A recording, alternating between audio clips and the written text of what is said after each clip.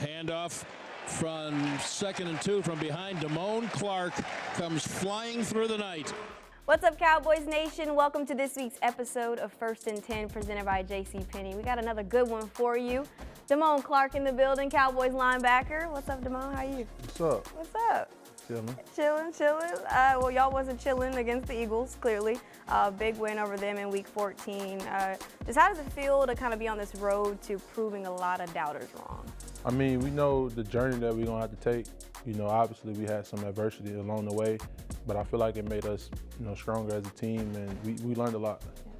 I feel like you've dealt with a lot of adversity. We'll get to that in a little bit, but you and Marquise Bell have been this dynamic duo in the linebacker position. What's worked for you guys over the last couple of weeks? I mean, just going, trusting coaching, just going out there and play. Like the players play, coaches coach. So obviously, one thing you can't teach is effort. So you just go and you're going to correct the stuff on the sideline. I feel like that's kind of your mentality, just going. You go from being that guy at LSU, you won a national championship with them, got to cover you when you were there, but then you come and you're in the draft process, you go through that medical process, and then now you're kind of facing the unknown. How did you deal with that? I mean, God, honestly. Like, it was tough, finding out about my injury that I didn't know about. It was tough, but I mean, I knew God won't give me no more than I can handle a bear. So I just, I took it under the chin.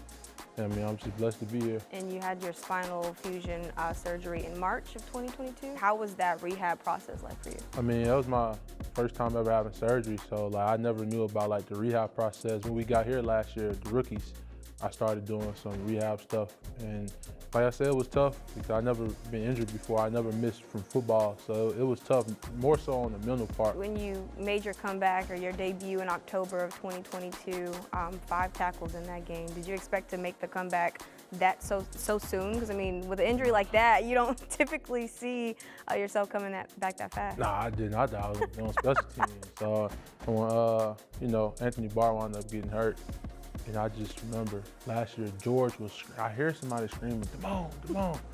And I'm just standing there, I'm like, nah, he ain't talk to me. I'm like, nah. He's just like, Damone, like, go. He's like, go. And I just looked, and I'm like, bet. And I just ran out there, and, Leighton met me in the middle of the field. Leighton was like, bro, let's go. He was like, you got any questions? I'm gonna get you right, let's go.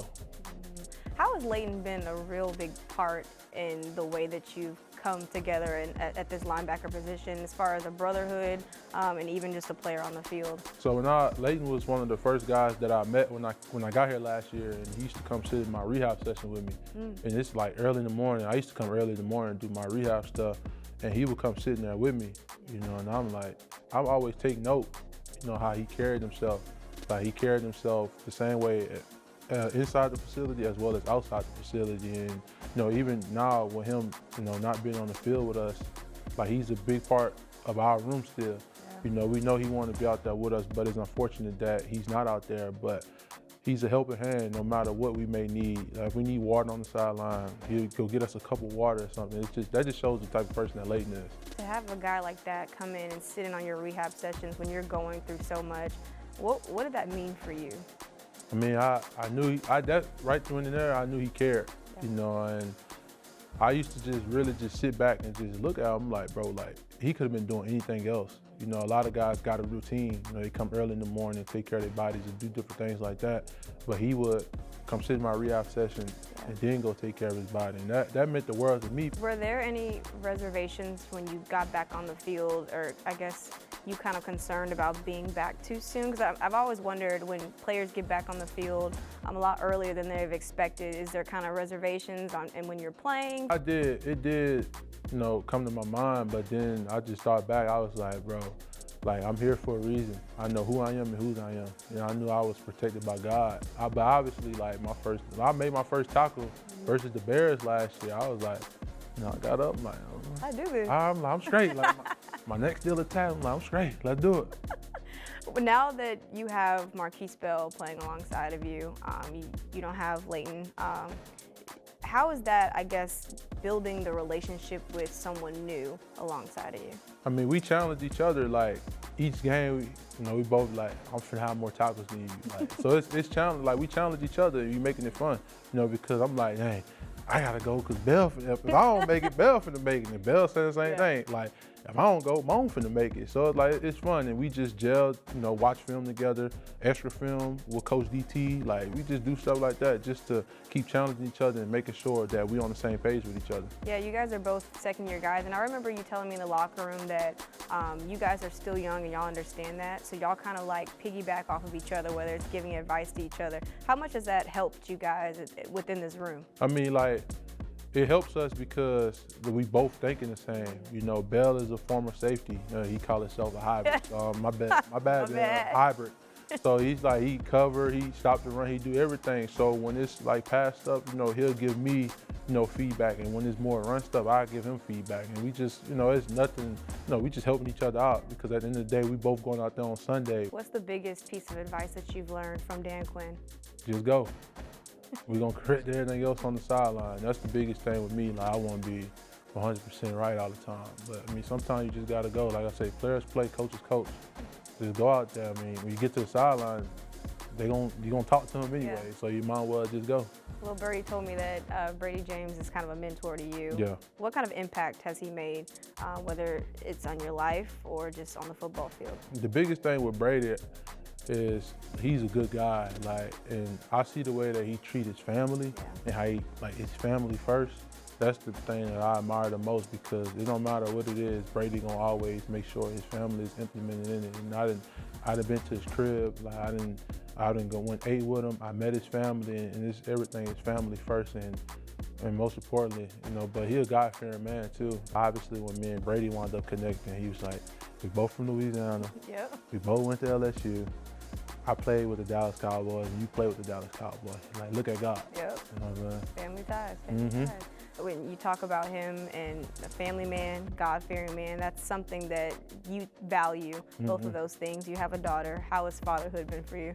It's fun. I mean, obviously, I wish my daughter was out here with me, but every home game, I know she's going to be here, you know. So for me, it's like, I know at the end of the day, when I need someone to pick me up, I know I'm going to call my daughter. Like, she's 3 years old, but I promise you, like, when I say she'll make me smile for anything. You know, I see a lot of guys, they kids stuff be here, like, I be jealous, you know what I'm saying? But I do know, like, for the home games, when my daughter do come here, I know we be having a ball because I know, you know, it might be a while if I see her again, but like I said, it's a small sacrifice for a bigger return. How do you feel mentally and physically compared to around this time last season? I mean, last year I was raw. I'm just out there really just playing. I'm like, bro, just go. I'm out there trying to survive last year, but just seeing the improvements that I made, even going back to the beginning of the season, like, I wasn't playing at the level that I wanted to play at, you know, and I'm my biggest critic, you know, and I know now each week I just tell myself just 1% better. Yeah.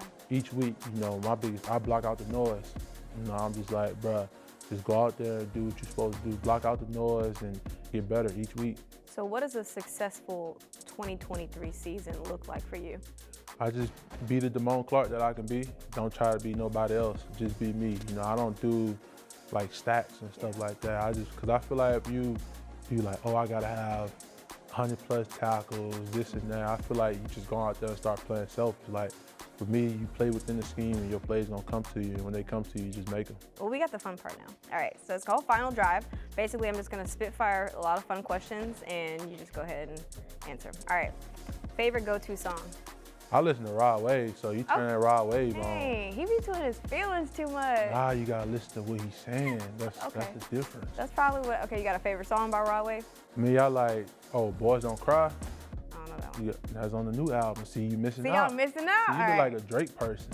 That's crazy. You look like a Drake type. Is it because I'm light skinned? I'm just saying, like, some people like Drake. I like Rod Wave. Okay. Hey, I'm not gonna take offense to that one just yet. Favorite LSU memory? Oh, national championship. Okay, that was the easy one. Outside of the national championship. When we played Florida in 2019 in Death Valley, it's crazy. Okay. What's your Christmas must-have on your plate? My Christmas must-have? Everything, to be honest with you. If you had to choose one thing, what would it be?